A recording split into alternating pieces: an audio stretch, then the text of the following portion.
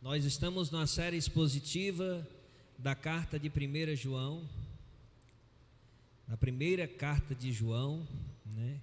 As igrejas que estavam espalhadas pela dispersão, né? Ou seja, igrejas espalhadas por todos os lugares. Essa carta de 1 João, ela fala que a verdadeira fé cristã, ela se manifesta na comunhão com Deus por meio de Cristo, e ela é evidenciada por uma vida de santidade, amor prático e permanência na verdade. É isso que João fala nessa carta. Os pilares, né, digamos assim, dessa carta, os pontos centrais apresentados por João ao longo dessa carta são doutrina, né, que é a confissão correta sobre Cristo, saber realmente quem é Cristo. Ele fala também no aspecto moral, que é vida santa, vida de obediência ao Senhor. E também ele trata do aspecto social, do amor uns pelos outros. É um dos grandes distintivos dessa carta, né? Vamos ler 1 de João, capítulo 2, nós vamos ver hoje do versículo 3 ao versículo 11. Ora, sabemos que o temos conhecido por isto, se guardamos os seus mandamentos. Aquele que diz, eu o conheço, e não guarda os seus mandamentos, é mentiroso, e nele não está a verdade. Aquele, entretanto, que guarda a sua palavra, nele verdadeiramente tem sido aperfeiçoado o amor de Deus. Nisto sabemos que estamos nele. Aquele que diz que permanece nele, esse deve também andar assim como ele andou. Aquele que diz que permanece nele, amados, versículo 7, amados, não vos escrevo um mandamento novo, senão um mandamento antigo, o qual desde o princípio tivestes. Esse mandamento antigo é a palavra que ouvistes. Todavia, vos escrevo um novo mandamento, aquilo que é verdadeiro nele e em vós, porque as trevas se vão dissipando e a verdadeira luz já brilha. Aquele que diz estar na luz e odeia seu irmão, até agora está nas trevas. Aquele que ama seu irmão permanece na luz, e nele não há nenhum tropeço. Aquele, porém, que odeia seu irmão, está nas trevas e anda nas trevas, e não sabe para onde vai, porque as trevas lhe cegaram os olhos. Muitos dizem, eu amo a Deus. Dificilmente você vai encontrar alguém que é avesso a Deus. Existem pessoas, né? Tem pessoas que se identificam como ateus. O significado de ateu é aquele que não acredita em Deus, mas é interessante perceber que muitos que se dizem ateus, eles manifestam uma raiva de Deus. Na verdade, eles não são ateus, né? Eles são irados contra Deus, muitas vezes. E a grande maioria das pessoas na terra, ou pelo menos no nosso país, que é um país dito cristão, né? Ela vai dizer que ama a Deus. Nós somos ensinados desde pequeno que Deus é o nosso Pai, que Deus é bom, que Deus é amoroso, que nós temos que amar a Deus, e a gente vai crescendo com isso. São princípios até verdadeiros, mas não revela de maneira completa o que a palavra apresenta acerca de Deus. Então as pessoas acham que aquele pouco ou aquelas palavras que professam de amor a Deus em determinados momentos é uma manifestação verdadeira de amor.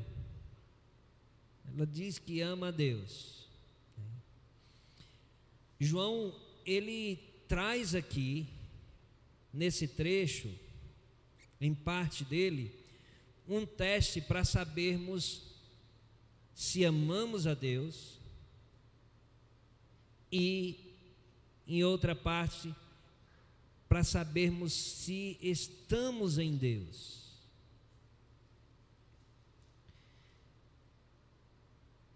Aqui nós temos o teste do amor e da obediência nesse trecho. É o título da nossa mensagem. Você ama a Deus? Por que você ama a Deus? Ou melhor, você pode provar que ama a Deus? Como eu provo que amo a Deus? E aí você pode dizer, não, mas isso aí só Deus sabe. Ninguém pode julgar o que está no meu coração. A gente se protege, né, nessa questão, digamos, invisível do amor, né? O amor, na verdade, ele é passado para nós como algo invisível. É um sentimento. Você não sabe o que está no meu coração. Você não sabe o quanto eu amo a Deus. Mas será que realmente é assim? Será que nós não podemos provar o amor? Ou, diria mais, será que nós não podemos comprovar quem ama e quem não ama a Deus? Basta lembrar o que acabamos de ler aqui, que vamos ver que a palavra de Deus, ela, não só nesse texto, mas na verdade em vários e vários textos, ela está repleta de textos, de testes, para nós nos autoavaliarmos se amamos de fato a Deus. João, por exemplo, é um especialista nessa área. Tanto no Evangelho nós vamos ver ele dizendo, olha, vocês, o mundo vão saber que vocês me amam se vocês obedecerem aos meus mandamentos, se vocês fizerem o que eu vos mando. E aqui, João, ele então apresenta, né, uma avaliação. Então, hoje nós estamos aqui diante de uma prova. A gente poderia se colocar aqui e dizer, não, vou fazer uma prova, e aí eu vou responder com sinceridade a essa prova, baseado na minha vivência, no que eu faço e no que eu não faço, como são as minhas ações, como são as minhas negligências, e aí identificar se eu amo ou não. É como a gente, por exemplo, ver uma pessoa que diz, afirmar ser uma pessoa que ama a saúde, né? Hoje está muito em alta disso, né? A questão de buscar informação para a saúde. E há pessoas que buscam tantas informações de saúde, falam tanto em saúde, falam tanto do que precisa fazer, do que não precisa deixar de fazer, do que comer, do que não comer, isso faz mal, isso faz mal, isso faz bem, tem que comer isso e aquilo outro e tudo, mas ela come tudo errado. Ela come exageradamente. Ela não pode ver comida, né? Não fazer que não. Eu vi um vídeo essa semana que de um casal e o marido dizendo, não emagrece porque não pode topar num pedaço de pão que já come, né? Passa o dia mastigando, né? Então, uma pessoa que diz que ama a saúde, que fala muito de saúde, né, mas se alimenta muito mal, ela não ama a saúde. Ela está se mostrando uma pessoa enganada, ou se enganando, ou como João chama aqui, em relação ao amor, mentiroso. Mentiroso. Hoje nós precisamos avaliar se nós somos da verdade ou se nós somos mentirosos, segundo o que Deus quer para as nossas vidas. Amém? Só trazendo um link da mensagem anterior, para que a gente pegue aqui a continuidade. Eu era para ter falado aqui no começo, mas estou vendo aqui no meu esboço, vou falar agora. Nós vimos em 1 João, do versículo 5 do capítulo 1 até o versículo 2, que João apresenta Deus como luz e Cristo como nosso advogado, que intercede quando pecamos. Interessante que lá no versículo 2, ou melhor, no versículo 1, João diz: olha, essas coisas eu escrevi para vocês, para que vocês saibam que tem um advogado se pecar, né? Na verdade ele diz: essas coisas eu escrevi a fim de que vocês não pequem, né? E esse é o objetivo que nós, ou melhor, esse é o papel da palavra de Deus para as nossas vidas, para a gente não pecar. Nós temos essas orientações para que a gente não peque, mas Deus é tão bom que diz: mas se vocês pecarem, vocês têm um advogado fiel, Jesus Cristo, o justo, e Ele é a propiciação, é aquele que se apresenta diante de Deus para aplacar a ira de Deus contra nós, contra os nossos pecados. Nós podemos viver uma vida distante do pecado, é o que o texto diz. Interessante que ele diz aqui: olha, quando vocês pecarem, vocês têm advogado. Não é assim. Ele diz: olha, se pecarem, vocês têm advogado. Isso nos dá uma ideia de que nós podemos cultivar uma vida de santidade, que cada vez mais comete menos pecados e vive mais segundo a vontade de Deus. Essa é a vontade de Deus para as nossas vidas, viver em santidade. Então, ele agora começa a mostrar, num sentido prático, né, como é essa vida, como nós devemos viver essa vida. A fé cristã, ela é confirmada pela obediência aos mandamentos de Cristo e pelo amor ao próximo, que revelam a luz de Deus em nossas vidas. A fé cristã, ela é confirmada por obediência. Nós estamos num país que se diz cristão, mas que não obedece.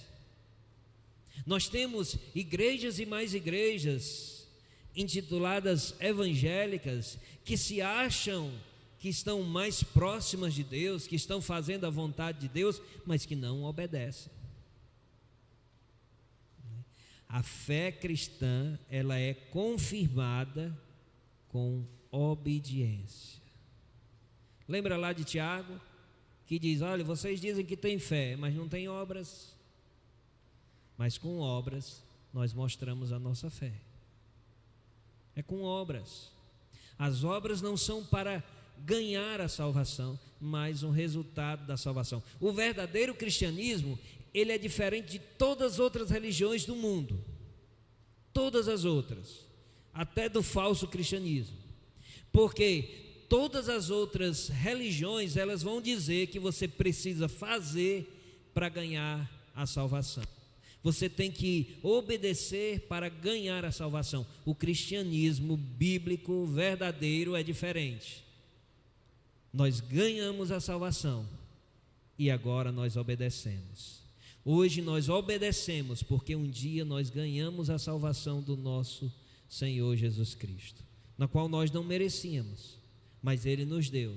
E agora que Ele nos deu, eu que de fato tenho a salvação de Cristo, eu tenho que mostrar que sou um cristão verdadeiro e autêntico através da obediência que se mostra nas obras, na mudança de vida, na renúncia, no negar a si mesmo, tomar a cruz e seguir a Cristo. Amém? Vamos então analisar o trecho. Nós vamos ver hoje 3 pontos aqui. Esse texto naturalmente ele se divide em 2 pontos, mas eu dividi ele aqui em 3 para facilitar um pouco mais a questão da aplicação para as nossas vidas.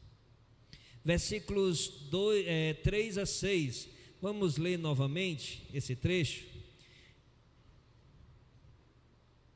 Ora, sabemos que o temos conhecido por isso, se guardamos os seus mandamentos. Aquele que diz, eu conheço, e não guarda os seus mandamentos, é mentiroso e nele não está a verdade. Olha, irmãos, dá uma pausa aqui. A palavra de Deus, ela é muito clara. Aqui é um texto muito direto que nem necessita de explicação, é muito claro. Nós estamos cheios de igrejas em que as pessoas dizem que amam a Deus, nós dizemos, nós cantamos, e de repente isso já até aconteceu agora à noite aqui. Cantamos do amor de Deus, mencionamos o quanto amamos, mas a gente precisa fazer essa avaliação. Que amor é esse? Nós vamos saber se esse amor é verdadeiro, se nós estamos obedecendo a Deus, fazendo a sua vontade, se empenhando para trabalhar na obra de Deus. Ontem nós estávamos em Tabuleiro e o pastor Osaí, lá de Mossoró, ele estava pregando. Como é que eu obedeço a Deus, ou como é que eu trabalho para Deus? E ele apresentou de uma maneira muito prática. O que é que você sabe fazer? O que você sabe fazer bem feito? Porque nós, às vezes, colocamos na nossa mente o trabalho para Deus somente o que acontece no culto, em meio culto. Não, eu trabalho para Deus se eu estiver fazendo a recepção, eu vou estar trabalhando para Deus se eu estiver colocando as cadeiras, eu vou estar trabalhando para Deus se eu souber tocar alguma coisa, ou se eu souber cantar, ou se eu estiver pregando, se eu estiver fazendo a comida ali, eu vou estar trabalhando para Deus. Mas trabalhar para Deus não se limita apenas ao que acontece aqui no culto ou na igreja, mas o que eu sei fazer, colocar de maneira intencional a serviço de Deus. Se é costurar, eu vou costurar e ver como na costura eu posso servir a Deus. Se é fazer artesanato, como eu vou fazer isso para Deus, para servir a Deus? Se é na parte de informática, tecnologia, como fazer isso para Deus? E tem muitas coisas. A questão é saber se nós queremos obedecê-lo, se nós queremos colocar o nosso tempo, os nossos recursos, a nossa dedicação a serviço de Deus, ou se nós queremos ficar retendo para nós mesmos. Versículo 5 diz: aquele, entretanto, que guarda a sua palavra, nele verdadeiramente tem sido aperfeiçoado o amor de Deus. Nisto sabemos que estamos nele. Aquele que diz que permanece nele, esse também deve andar, esse também deve andar assim como ele andou.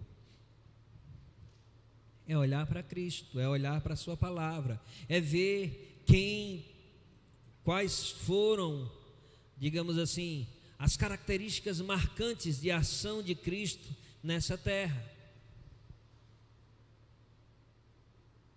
Eu estava conversando com um irmão de outra igreja que trabalha num projeto missionário, que sai e viaja para outras cidades, outros estados, pregando o evangelho. É de outra linha doutrinária, mas ele falou algo para mim há umas 2 semanas, lá na calçada da escolinha.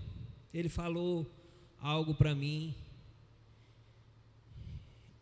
não apontando para mim, mas Deus usou aquilo ali como uma acusação para mim. Ele disse: pastor, é incrível como os crentes não têm mais amor pelas almas. Os crentes não têm mais amor pelas almas. Os crentes são egoístas. Eles conhecem a verdade, eles verdadeiramente foram salvos, mas eles não amam as almas. E as pessoas estão caminhando para o inferno ao redor delas, e isso é indiferente. E eu parei e disse: eu não me preocupo tanto como deveria. Quando alguém morre, eu lamento, mas não é um lamento de quem realmente sabe a verdade e sabe o que acontece com quem morre sem Cristo. A palavra de Deus é muito clara e não tem jeitinho depois. Não existe o purgatório para ajeitar as coisas depois da morte. Sem Jesus é inferno, condenação eterna. E aí a gente fica, às vezes até os crentes, colocando lá para uma pessoa que morreu e que durante a vida pelo menos não deu sinais de que tenha entregado a vida a Cristo, coloca que Deus o receba num bom lugar. Deus não vai contra a sua palavra revelada. A sua palavra é clara, é direta. Depois da morte, se não tiver encontrado Jesus ou declarado Jesus como Senhor e Salvador enquanto a vida, depois da morte, nada.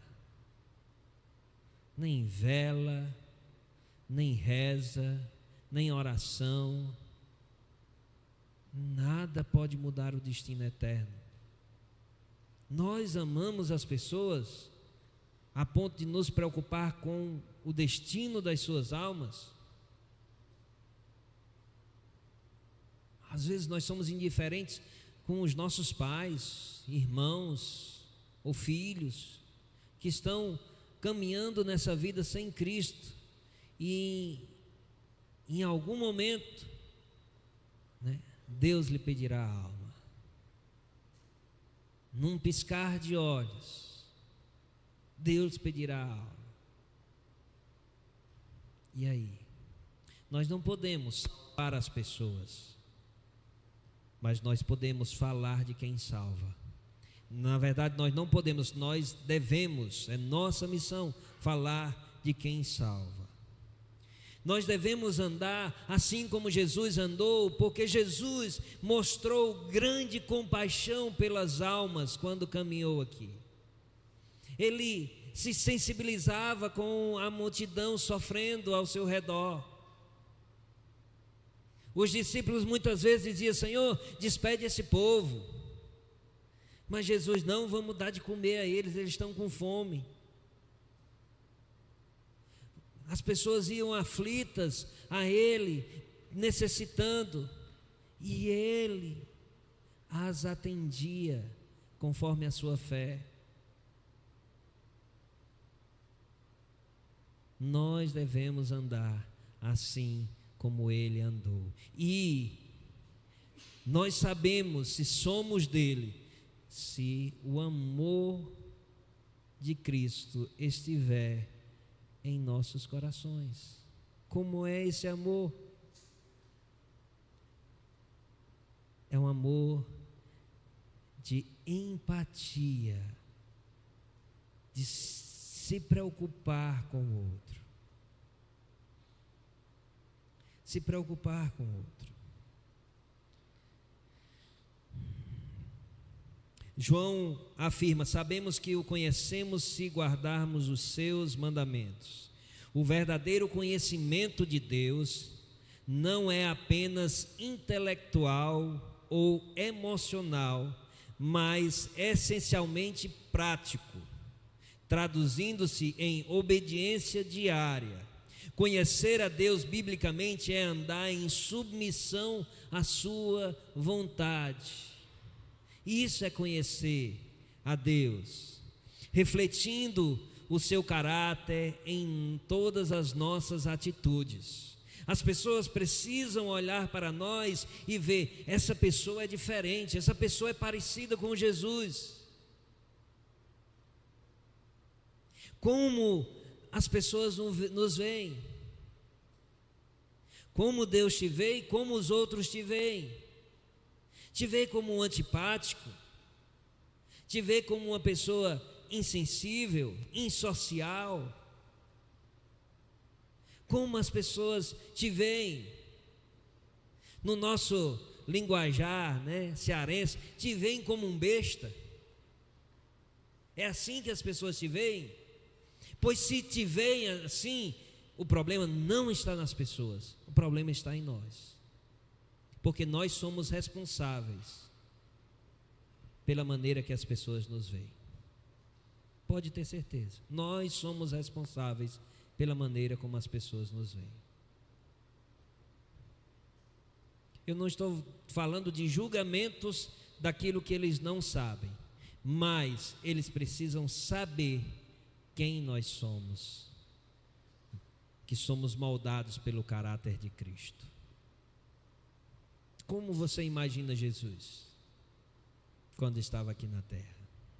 Com aquela pessoa carrancuda, séria, antipática, que não falava com ninguém?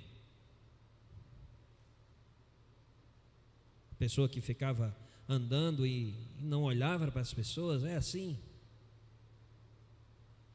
Eu não consigo ver esse Jesus. E eu estou falando isso aí para mim. Eu tenho que aprender a andar mostrando os dentes na rua, sorrindo.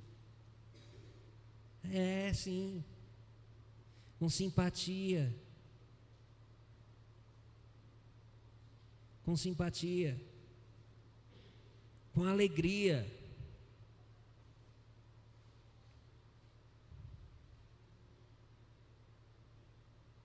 Devemos andar como ele andou.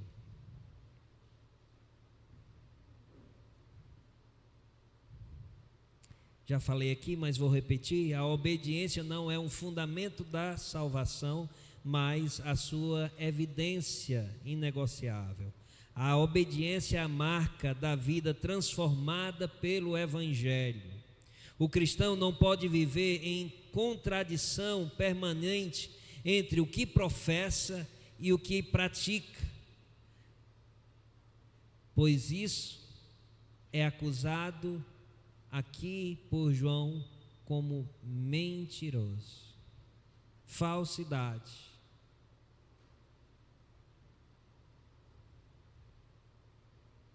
O versículo 6 reforça isso de forma radical: aquele que afirma estar em Cristo deve andar como ele andou, ou seja, viver um padrão de vida moldado pelo exemplo de Jesus. Essa obediência não é perfeita, mas é genuína, crescente, fruto de uma vida regenerada.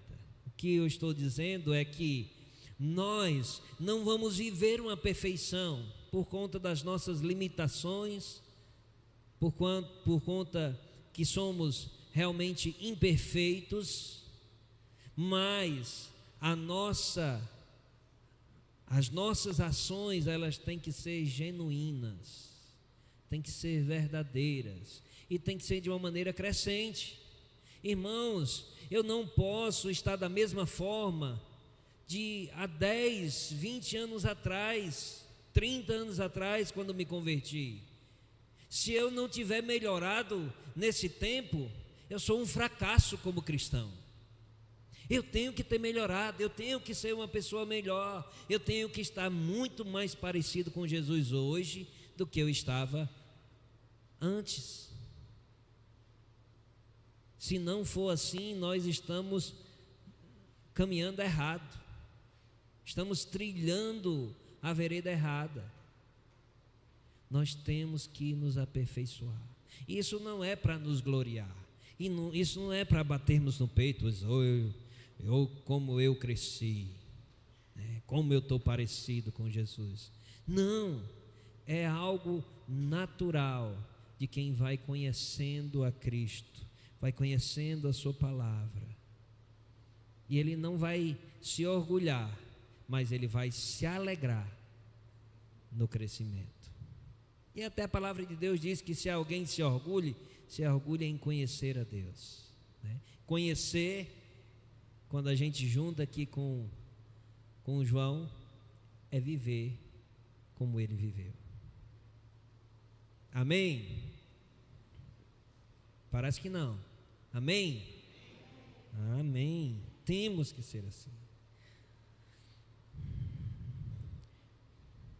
Russell Shedd, ele tem uma frase que diz assim: o amor e a obediência não são imposições externas, mas sinais internos de um coração que foi transformado.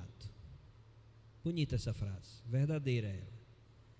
O amor e a obediência não são imposições externas. Não é aquela coisa, você tem que fazer, eu vou fazer porque o pastor está vendo, ou vou fazer porque eu estou sendo cobrado pelos outros. Não é isso, isso não é transformação. Mas o amor, a obediência são sinais de uma transformação interna, que acontece em nosso coração. Hoje muitos querem os benefícios do Evangelho sem o compromisso da obediência. Isso se revela quando selecionamos quais mandamentos queremos cumprir, relativamos a santidade ou justificamos pecados habituais. Mas o teste é claro: se amamos Cristo, obedecemos a Ele. Obedecer não é legalismo, é resposta de amor. É resposta de amor. João 14:15, Jesus disse: se me amais, guardareis os meus mandamentos.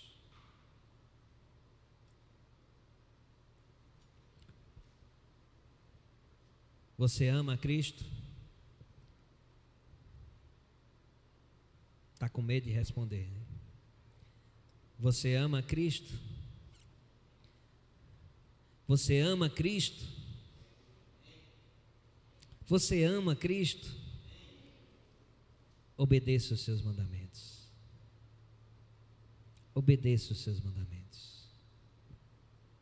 Segundo ponto, versos 7 a verso 9. Vou adiantar aqui por conta do tempo. Amados, não vos escrevo mandamento novo, senão mandamento antigo, o qual desde o princípio tiveste. Esse mandamento antigo é a palavra que ouvistes. Todavia, vos escrevo novo mandamento, aquilo que é verdadeiro nele e em vós, porque as trevas se vão dissipando e a verdadeira luz já brilha. Agora a gente se depara aqui com um trecho que diz: rapaz, o que é que João está querendo dizer? Ele diz que não está dando mandamento novo, quer um mandamento antigo e depois diz, não, mas eu estou dando um mandamento novo, né? Como é isso, né? O que isso significa? O que João está dizendo é que ele não está dando um mandamento novo, porque desde o princípio, quando Deus começou a se revelar ao seu povo, ele deixou dito: ame uns aos outros, ame a Deus acima de todas as coisas e ame ao próximo como a ti mesmo, né? Ame uns aos outros, né? Deus já deixou isso revelado. Tem passagens no Antigo Testamento que mostram isso. Levítico, nós não vamos abrir por conta do tempo, Levítico 19, 18 já vai mostrando isso, né? Mas o que João está dizendo é que o mandamento já é antigo, não é novidade que nós temos que amar as pessoas, não é novidade que nós temos que amar as almas, que amar uns aos outros. Isso não é novidade, sempre foi revelado na palavra de Deus desde o Antigo Testamento, mas em Cristo isso ganha um novo significado, né? Muito mais intenso. Cristo mostra o padrão e nisso sim é novo, e assim, aí sim é novo, porque você amar as pessoas, todo mundo sabe que é importante, e as pessoas, até os não cristãos, né, não crentes como nós chamamos, eles amam as pessoas, amam uns, amam outros não, mas nós como cristãos, nós temos um padrão de amor revelado, é o padrão de Cristo, que ama independente das suas qualidades, que ama apesar dos seus defeitos, uns aos outros. É aquele que ama a pessoa não olhando pelo que ele é ou que não é, mas olhando para Cristo. Eu o amo porque ele me amou primeiro. Eu o amo porque ele me capacita a amar. E nisso sim é um mandamento novo para nós, revelado aqui em Cristo, na pessoa de Cristo. O padrão de amor é o de Jesus, de perdão. A gente coloca limites nos nossos relacionamentos. Rapaz, não, já dei muita chance àquele irmão, né? Já tentei me relacionar, mas não deu certo com ele não. É melhor ele lá no lugar dele, eu aqui no meu lugar. A gente coloca limites, mas não é esse amor que Deus quer que estejamos praticando. É amar independente das qualidades, é amar apesar dos defeitos da outra pessoa, é amar aquele que é difícil de amar mesmo. Amar uma pessoa fácil de amar é muito fácil, todo mundo ama, mas nós somos chamados a amar aquele cara chato, aquela mulher nojenta, como a gente chama. É esse aí que nós temos que amar, aquela pessoa difícil. Não dá certo com ninguém, pois vai dar certo comigo, porque eu vou suportar no amor de Cristo. Somos chamados a isso.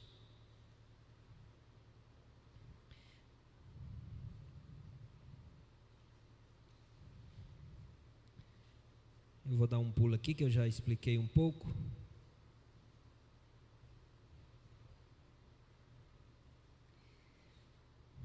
Ele fala aqui no versículo 8 do contraste da luz e das trevas, né? Todavia vos escrevo um novo mandamento, aquilo que é verdadeiro nele e em vós, porque as trevas se vão dissipando e a verdadeira luz já brilha. A permanência na luz é inseparável da prática do amor. João estabelece um contraste claro e implacável entre o estado espiritual de quem ama e o de quem odeia, né?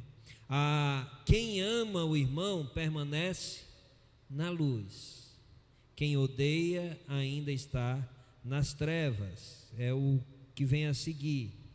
Segundo João, andar na luz significa viver em harmonia com os outros, movidos pelo amor que desce de Deus. Eu já falei um pouco sobre isso. Num sentido prático, nos dias atuais, onde há tanta polarização, divisão, intolerância, esse texto vem nos confrontando, vem nos confrontar. Por exemplo, hoje nós deixamos de gostar das pessoas, de amar as pessoas por causa de posicionamento político. Não é verdade?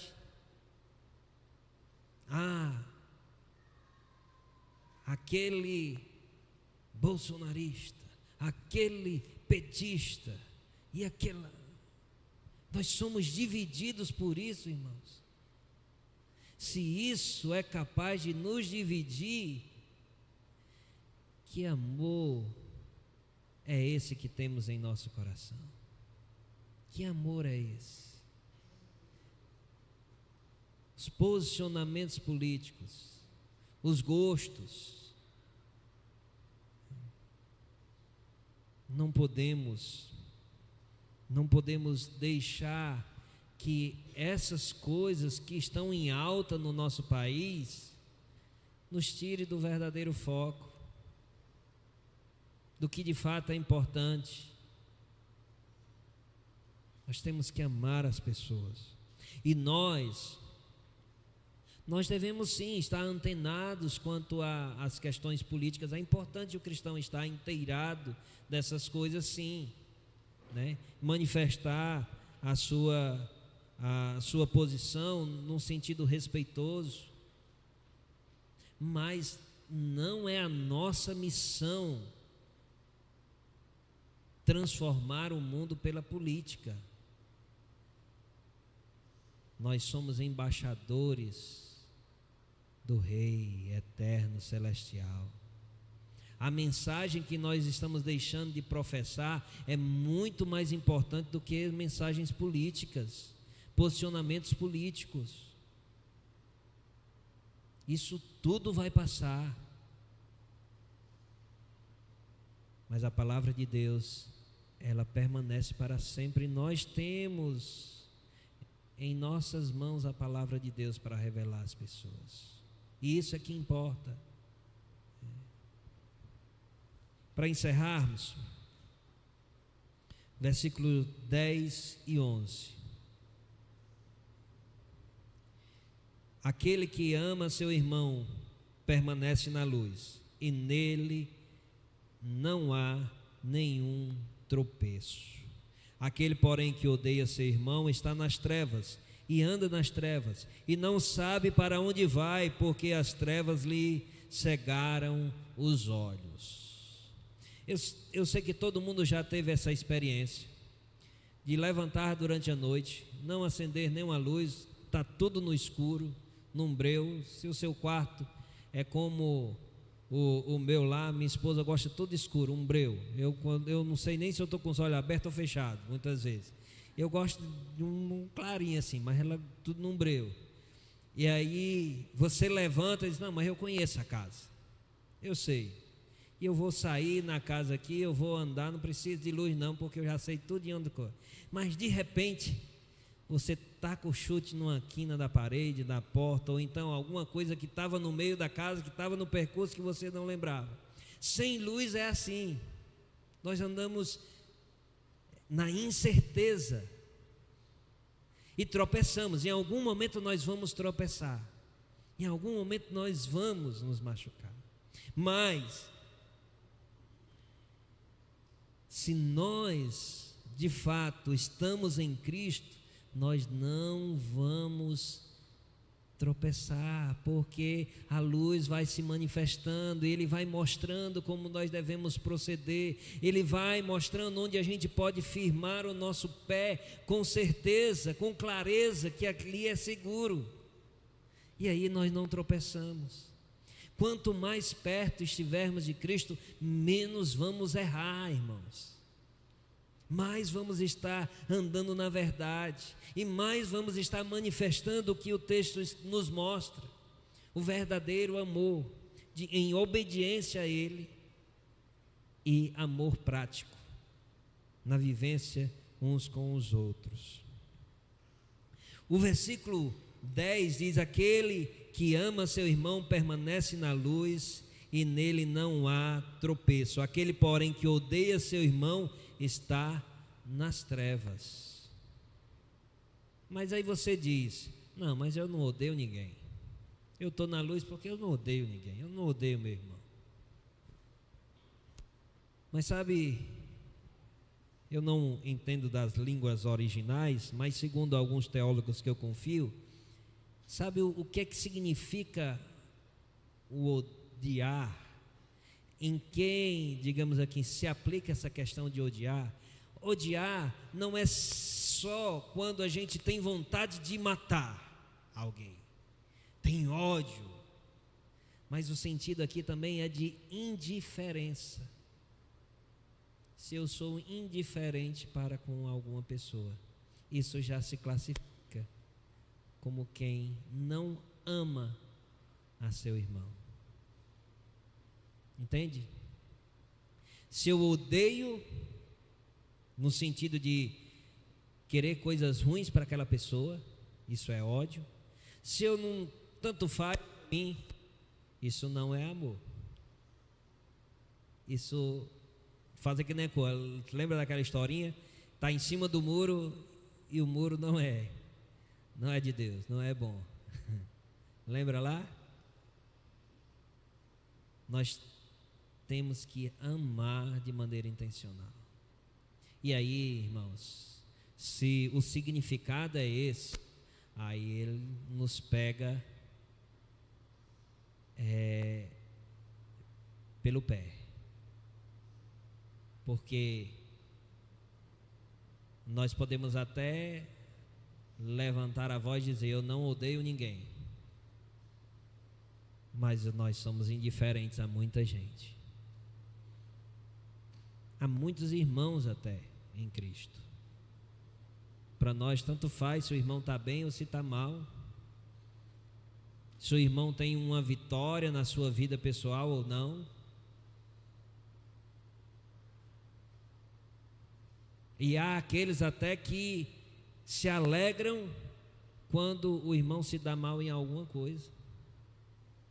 Esses estão mais para quem odeia ao seu irmão do que para quem ama. Quem ama celebra as vitórias. Quem ama se entristece com o sofrimento.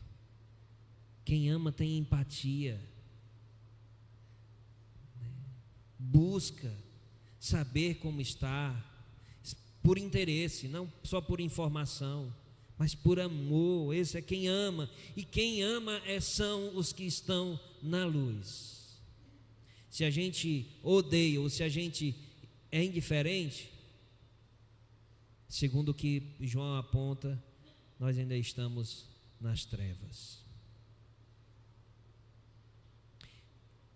Irmãos, eu não estou querendo aqui ser radical, dizer: olha, se você hoje é indiferente com alguns irmãos é porque você não é crente. Eu não estou querendo dizer isso. Mas nós somos expostos à palavra de Deus para corrigir as nossas falhas. E a partir do momento que nós temos o conhecimento da palavra de Deus nesse determinado assunto e continuamos indiferentes ao irmão e indiferentes ao que a palavra de Deus nos apresenta, isso é um forte sinal de que realmente eu não sou um cristão verdadeiro e autêntico. Eu estou sendo reprovado no teste do amor e da obediência. Estou sendo reprovado.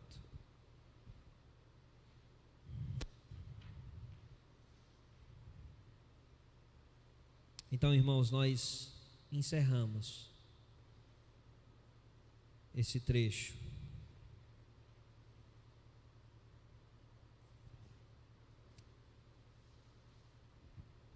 Essa verdade que vemos aqui em João, ela é revelada em toda a Escritura.